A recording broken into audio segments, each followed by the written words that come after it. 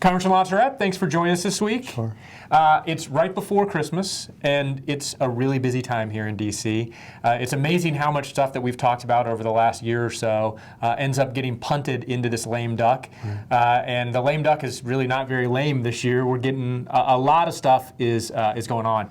And there's been a lot of talk about what has been called the Cromnibus. Right. Talk to us about, first off, what the heck is a Cromnibus, and what exactly is going on here? Well, you know, it's the first time in over 10 years, which is significant, when you've had a split between the House and Senate in terms of the parties, different parties being in charge, that they've been actually able to get to the point that we're going to talk about today, and that is, Cromnibus comes from two things. The CR is a CR, which is typically a continuing resolution, and over the last 10 years, they haven't been able to reach agreement on these spending bills, and so they've sort of just shoved it by continuing resolution, either for a little bit of time or, in one case, for the entire next fiscal year. An omnibus is a collection of some or all of the 12 appropriations bills, and so that's how we're getting Cromnibus, because it's a little bit of each. 11 of the 12, which is really remarkable, the spending bills. So every spending bill except for Homeland Security is included in the package. The Homeland Security is going to be part of a continuing resolution till the end of February.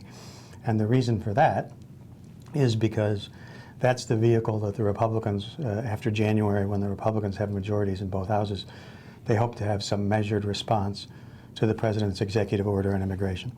And the Department of Homeland Security is the implementing agency. So that's why you have one bill on continuing resolution. But it's remarkable, this package, to have 11 appropriations bills that appear to be destined to pass both the House and the Senate before they leave town for the end of this Congress and the holidays, spending $1.1 trillion, thousands of pages long, and the fact that they've reached consensus on some pretty thorny issues. There are still some Republicans that think it spends too much, and there's some Democrats who think it doesn't spend enough, and there are a couple policy disputes, but the remarkable thing is that at least is frozen in this moment in time, and we've spent so much time talking about gridlock and talking about the fact that they can't get anything done and so forth and so on. The fact that at least at this moment in time, the lesson that I took away from this midterm election is that is an expectation that people actually do something and govern, seems to have prevailed at this moment in time. And unless there's some serious hiccup that occurs over the weekend, and it will be in the Senate, this appears to be the way that the Congress is going to conclude its business for this Congress.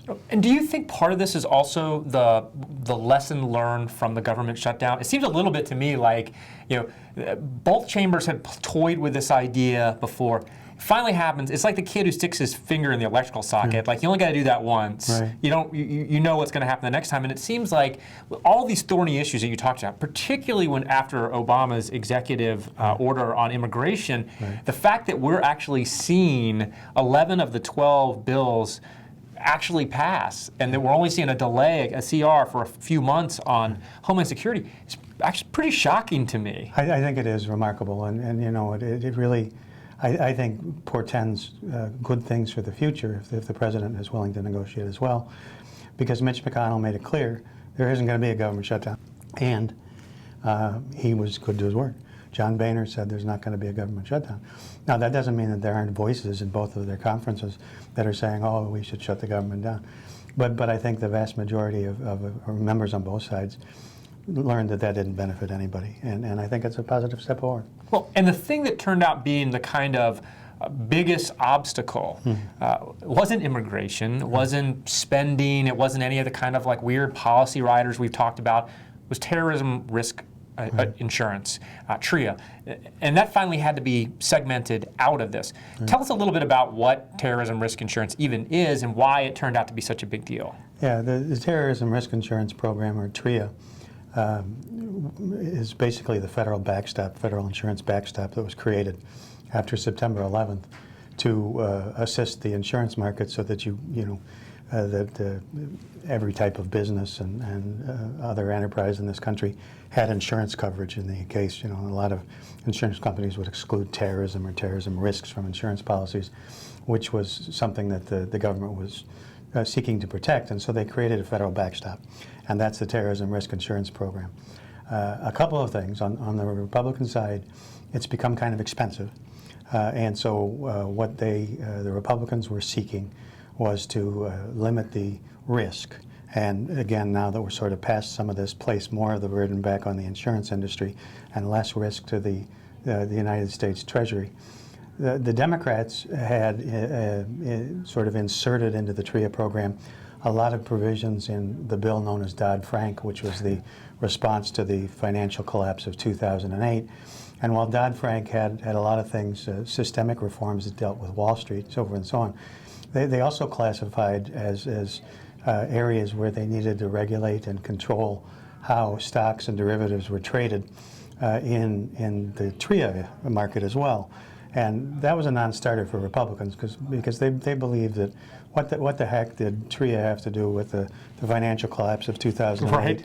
And why should family farms and small businesses and manufacturers have to jump through all these hoops at Treasury with Dodd-Frank on swaps and things like that? And so, you know, again, this was a bitter divide, principally between Chuck Schumer, the Democrat from New York senator, who's prominent on the Senate Banking Committee, and a fellow by the name of Jeb Hensarling, who's the Republican chair from Texas of the Financial Services Committee. And they couldn't resolve it. You know, it would lose some votes in this cromnibus, but they've split it off, and it does appear that you're going to have a bipartisan group of people pass the terrorism risk insurance, which, you know, again, a couple months ago would have been unheard of. And a couple of months ago, the prospect that people would actually be compromising to reach this. I mean, if you read the comments in the paper today, it's people saying what we used to say, and that is, there's some stuff about this I really hate, but the overall objective has been obtained, and that is to have a robust, and so they're reauthorizing the terrorism risk insurance program for 5 years, and that's a worthy goal. What a novel concept. I know. You might actually have to compromise a little bit to get generally what you want. That's right. It really is a novel concept. So we'll move on with the good news. Tax extenders, another thing we've talked about over and over and over again. Once we get through the cromnibus, once we get past terrorism risk insurance, obviously they'd like to move on tax extenders. Do you think that the Kumbaya movement is going to extend to tax extenders? I think it is, because the current strategy is, well, first of all, the 4 dozen or so tax extenders have passed the House, so there's Right. no House action to take unless the Senate were to make some adjustment. You do have, you know, the President expressed some displeasure. You have Senator Warren of Massachusetts, Senator Brown of Ohio are expressing some skepticism about it. But the game plan, as I understand it, is for the Senate to probably do the cromnibus, probably do TRIA, and then do this tax extenders. By the time they get to the tax extender package, the House may not be here anymore. You know, it's not uncommon when one House finishes its work that they leave town, and then the Senate is sort of in that unhappy position of, are we really not going to do this? You know, Isn't this what happened with immigration? Yes. Right before the House Republicans passed their version of immigration, and they got the hell out of town as quickly as possible. Right. And so it's not an uncommon thing to happen at this time of year, and actually people are predicting that the Senate will pass the tax extenders program by something known as unanimous consent, which means that they really don't have to be in town either. They can all leave except for a couple of leaders. But the expectation is that because of the deal that was struck that extends these just for the tax year of 2014, which we talked about before, horrible tax policy, but good for your 2014 tax return, that it'll pass and get to the President for his signature. And I think the President's going to be hard-pressed to not sign the tax extenders. Well, this is an early Christmas present for everyone from Washington, D.C. We got nothing but good news. Yeah, this Congress is ending on a high note, and if they can continue that into the new year in this spirit of cooperation, it portends good things on a lot of the hot-button issues, like comprehensive tax reform and some form of immigration reform and things like that. And so I really hope that people have adopted the lessons of the election. They go into the holiday season, come out of it the same way that they've gone into it. And I think we're probably not going to do this next week. But you know, on behalf of all of us here at McDonald Hopkins Government Strategies in Washington, Merry Christmas, Happy Holidays, and to everybody that's watched us, and thank you. Yeah, absolutely. And when we come back after the holidays, I imagine we can start talking about the 2016 presidential race. I'm ready. It's never too early. Never too early. Congressman Lastrette, thank you for joining us. Happy holidays.